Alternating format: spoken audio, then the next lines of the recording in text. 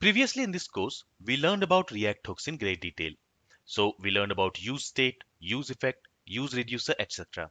And these are called as React hooks. Now, these React hooks are provided by React library. So these are built-in React hooks. But in React, it is also possible to create a custom React hook. And that's what we are going to learn in this lecture. We are going to learn how we can create a custom React hook. And to understand how to create a custom React hook, we are going to build this simple application. In this application, we have two counters. The first counter is incrementing the value by 1 every second, and the second counter is decrementing the value by 1 every second. Now, this example is not a very practical example, but using this example, it will become easy to understand custom hooks. So let's go to VS Code. Here, I'm in the app component. And in this app component, if you notice, we are using two components, this increment component and this decrement component. If I go to this increment component, inside this increment component, this increment function, we are using this useState React hook, and we are also using this useEffect React hook. And here we are creating a counter using this setInterval function, and we are incrementing the value of this counter state every 1 second. And to this useEffect, we are passing this empty array as its dependency. That means this useEffect will be executed only once, when the page loads for the first time. And at that time, this counter will be set, this interval will be set, and it will execute after every 1 second. And here we are incrementing the counter value by 1. Now, if I go to this decrement component, here we have almost the same logic. So inside this decrement component function, we are again creating this counter state using this useState hook. We are using this useEffect. Inside that, we are creating an interval where we have specified the time interval as 1 second. And there we are decrementing the counter value by 1. So here you can see we are using counter minus 1. And here also to this useEffect, we are passing an empty array as its dependency because we want to execute this useEffect only once when the page initially loads. And that time it is going to create this interval. So here if you notice, the logic which we are writing inside this decrement component, it is almost similar to the logic which we are writing inside this increment component. The only difference is here we are incrementing the value of the counter, but here we are decrementing the value of the counter. So here we have duplicate code, and we want to avoid duplication of code in our application. For that, normally we use a function, right? But if you remember from our earlier lectures when we talked about the rules of using a React hook, there we learned that we cannot use a React hook inside a normal function. We can use a React hook inside a component function, or we can use it inside a custom hook. We cannot use a React hook inside a normal function. So we cannot use normal function because we also want to use this useState React hook and this useEffect React hook, which we cannot use inside a normal function. And this is one scenario where we can use custom React hooks. Okay, so when we want to avoid the duplication of code, that is one scenario where we can use custom React hooks. Let's go ahead and let's see how we can create a custom React hook. So inside this source folder, first I'm going to create a new folder. I will call this folder maybe utilities. And inside this folder, we are going to create our custom React hook. So inside this, let's create a new file.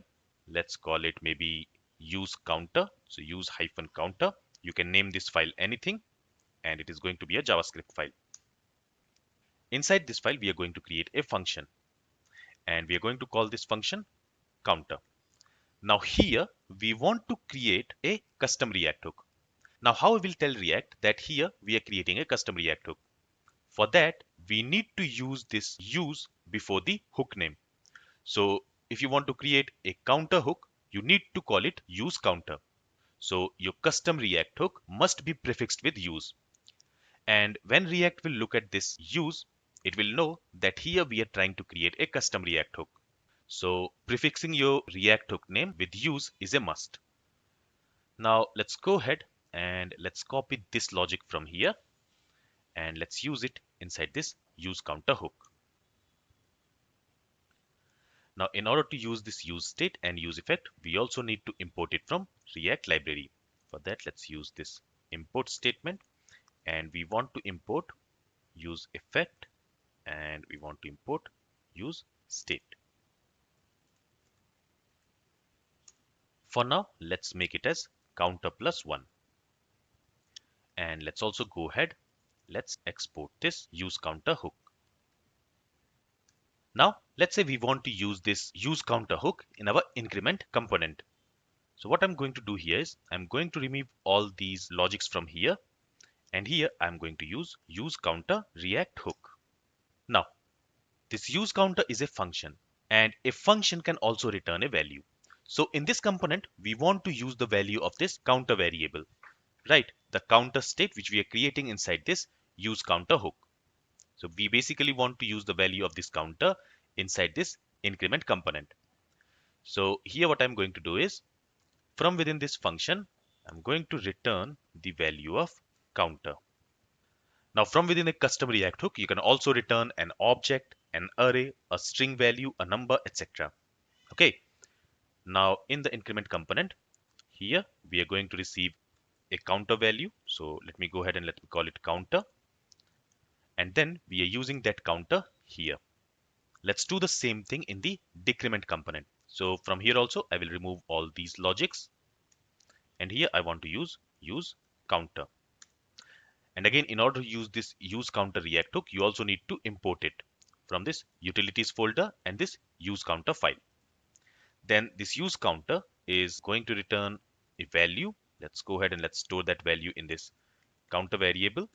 You can call this variable anything, but whatever name you use here, that same name you will have to use here also. Okay. With this, let's save the changes. Let's go to the web page. Let's refresh the page. And here you will notice that both the counter are incrementing the value. Okay, but what we want is this second counter should decrement the value. The first counter should increment the value. The second counter should decrement the value. Now, how can we do that? Well, that's very simple. Let's say our use counter is also going to take a parameter. Let's call it maybe increment. And it is going to be a Boolean value. And inside this set interval, let's use this if statement. And there, let's check if the value of this increment is true. In that case, we want to increment the value of the counter.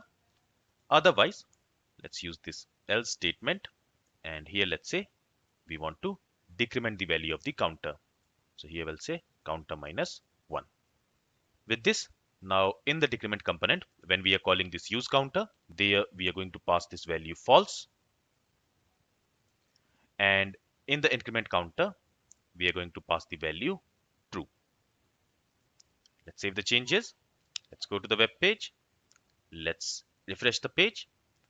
And now you will notice that the first counter is incrementing the value and the second counter is decrementing the value.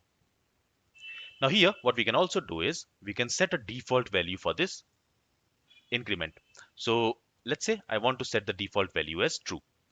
So if the user does not pass any parameter to this use counter, if he does not pass any argument, in that case, this default value true will be used. But if he passes a value, in that case, that value will be used. Okay, so in the increment counter, if I don't pass any value here, in that case, the default value will be used. This value true will be used. But here, in case of this decrement component, I'm passing this value false. So in that case, this value will be assigned to this increment parameter. Okay, and our application should still be working as expected. If I refresh the page, the first counter is still incrementing the value and the second counter is decrementing the value.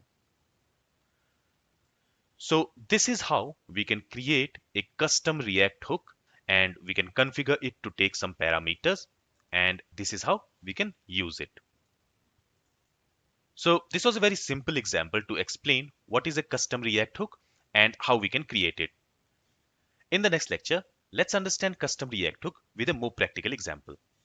But before that, here inside this function, we are using this use state and use effect React hook. Now we are able to use this use state and use effect React hook because here we are creating a custom React hook. And earlier we have learned in the React hook rules that a React hook can only be used inside a component function or it can be used inside a custom React hook. So this is our custom React hook, and that's why we are able to use this use state and use effect React hook inside this function.